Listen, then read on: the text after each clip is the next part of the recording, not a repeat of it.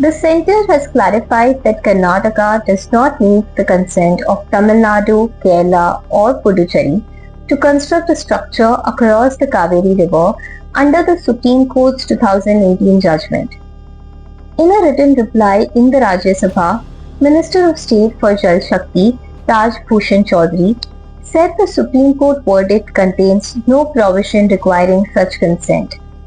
He said the court had upheld Clause 18 of the 2007 Kaveri Water Disputes Tribunal Award. According to the centre, the clause allows a state to regulate and use water within its own boundaries as long as it does not violate the tribunal's award.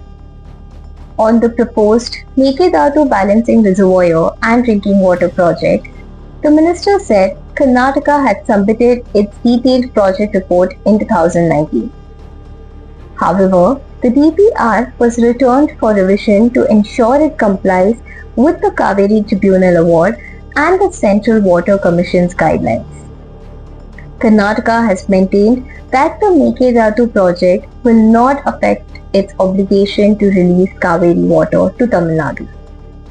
The state has argued that the reservoir would help regulate water releases more efficiently. It has also said that due to the lack of storage between the KRS reservoir and Biligundlu, it often releases more than the mandated 177.25 TMCFD during years of heavy rainfall.